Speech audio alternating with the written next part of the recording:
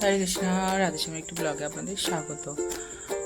কাল শুভ রথযাত্রা মহোৎসব, সবাই জানো, সকলে জানো। আজকে খাজা তৈরি করব, তাই জগন্নাথ দেবের জন্য খাজা তৈরি করবো, পুরী বিখ্যাত। তাই কীভাবে তৈরি পুরো রেসিপিটা তোমাদের দেখাচ্ছি, দেখে নাও। প্রথমে এখানে 2 বাটি ময়দা দিয়ে নিয়েছি নুন দেওয়ার পর এবার ঘি দিয়ে ময়ম দিয়ে দেবো। আপনারা ঘিয়ের বোতলে সাদা তেল ব্যবহার করতে পারেন। ঘি দিয়ে নিয়েছি, ঘি দিয়ে এবার ময়মটা ভালো করে মাখিয়ে নেবো। এই যে ময়ম দিয়ে নিয়েছি, ময়ম দেওয়ার পরে দেখুন ময়মটা যেন এরকম ভেঙে না যায়, সেইভাবে ময়ম দিতে হবে। ডেলা ডেলা হবে, তাহলে তবেই সুন্দরভাবে হবে। এই যে অল্প অল্প জল দিয়ে রুম টেম্পারেচার জল দিয়ে মেখে নেবো ময়দাটা। এই যে আমি ময়দাটা মেখে নিয়েছি, এবার ময়দাটা মেখে খানিকক্ষণ রেস্টে রেখে দেবো। তারপর একটা কড়া মতো বসিয়ে নিয়েছি, আর এতে দিয়ে দেবো খাজার যে শিরাটা তৈরি করব, তার জন্য 1 বাটি মতো চিনি।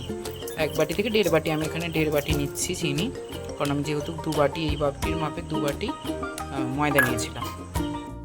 এই যে 1 বাটি মতো জল দিয়ে ভালো করে ফুটিয়ে নিচ্ছি। আর এখানে আমাদের এলাচ এখন ফুরিয়ে গেছে বলে, তাই এখানে আমি কেশর দিচ্ছি। তোমরা চাইলে এলাচও ব্যবহার করতে পারো। আমি একটু কেশর দিয়ে দিলাম, ভালো রং আসবে এবং সেন্ট বেরোবে। এই যে খানিকক্ষণ এরকম ফুটে গেলে, চিনিটা সবটা গলে গেলে একটু ছিট আসছে কিনা তোমরা হাতে করে একটু দেখে নেবে। এইভাবে যখনই দেখবে ছিট আসছে তখনই নামিয়ে। আর তোমরা এটা অনেক দিন সংরক্ষণ করার জন্য এতে লেবুর রস মেশাতে পারো, তাহলে এটা অনেক দিন থাকবে।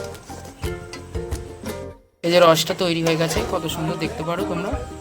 যে খানিকক্ষণ রেস্টে রাখার পর এরকম ধরনের হয়েছে। এবার এটা একটা একটা করে যেমনভাবে রুটি করি সেরকম লেচি করে নেবো। মানে তেল গরম করে নিচ্ছি কড়াতে, ভাজা হবে বলে খাজাগুলো। চামচ মতো ঘি দিয়ে দেবো সেন্ট হওয়ার জন্যে।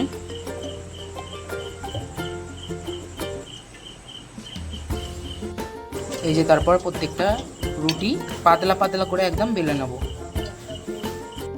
ময়দাটা রয়েছে, এটা বেলে নিয়েছি একদম পাতলা করে।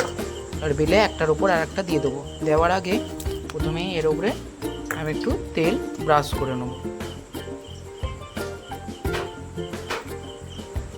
আর তেল ব্রাশ করা হয়ে গেলে সামান্য পরিমাণ কর্নফ্লাওয়ার বা ময়দা বা চালের গুঁড়ি, তোমরা যেটা যার হাতের কাছে থাকবে সেটা একটু ছড়িয়ে দেবে, তাহলে খাজাটা ঠিক মতো খুলবে। আবার একটা দিয়ে ওপর দিয়ে দিয়েছি, আবার ওপর দিয়ে দিয়েছি, আবার এটার ওপরেও সেম তেল ব্রাশ করে কর্নফ্লাওয়ার ছড়িয়ে নেবো। আর এরকম করে 5টা রুটি পরস্পর ওপর দিয়ে নেবো।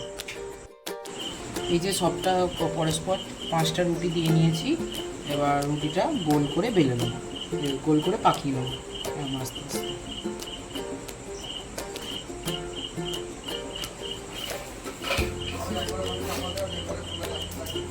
পাকিয়ে নেওয়ার পর শেষটুকুন একটু জল দিয়ে নেবো যাতে না খুলে যায়।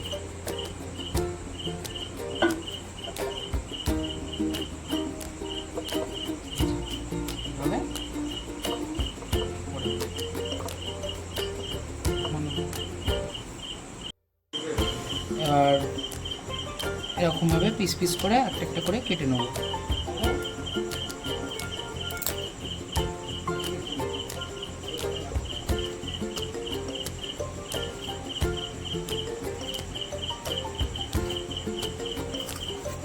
তোমরা যেরকম সাইজ করবে সেরকম মাপে কেটে নেবে, পিস পিস ভাবে কেটে নেবে। এই যে প্রত্যেকটা খাজা দেখতে পাচ্ছ কি সুন্দর লেয়ার হয়েছে। আর এরকম হাত দিয়ে আস্তে আস্তে একটু লম্বা মতো করে নেবে। এবার যে যেরকম সাইজ খাবে সে সেরকম করবে। কেউ যদি বেলে বড় বড় করে নিতে চাও বড় বড় করে নিলেও হবে। এইভাবে করলে খোলার চান্সটা খুব সুন্দর হয়। এই যে প্রত্যেকটা করে নেবে। কম হয়ে গেলে একে একে ছেড়ে দেবো সব কটা গজা তেলে। মিডিয়াম টু লো ফ্লেমে ভাজা হবে, আস্তে দিয়ে গ্যাসটা। কড়া তাড়াতাড়ি করে ভাজলে ভেতরটা উপরটা হয়ে যাবে, কিন্তু ভেতরটা কাঁচা থেকে যাবে। এই যে ভেজে তুলে নিয়েছি, ভাজার পরে এই যে এরকম ধরনের হয়েছে। আর এবার এইগুলোকে এই চিনির শিরাতে মিশিয়ে নেব, 5 মিনিট মতো রেখে তুলে নেব। এই যে চিনির শিরাতে এগুলোকে ভালোভাবে মাখিয়ে নেব। তারপরে গরম গরম পুরীর খাজা তৈরি। ভগবানকে ভোগ লাগিয়ে প্রসাদ পেতে পারবেন। এই যে খাজাগুলো রস থেকে তুলে নিয়েছি, রস থেকে তোলার পর এরকম হয়েছে। এবার এটা ভগবানকে ভোগ লাগাবো। এই যে পুরীর খাজা সম্পূর্ণভাবে তৈরি, আর এইভাবেই ভগবানকে ভোগ লাগাবো এবং ভগবানকে ভোগ নিবেদন করব এবং সুন্দরভাবে প্রসাদ পাবে।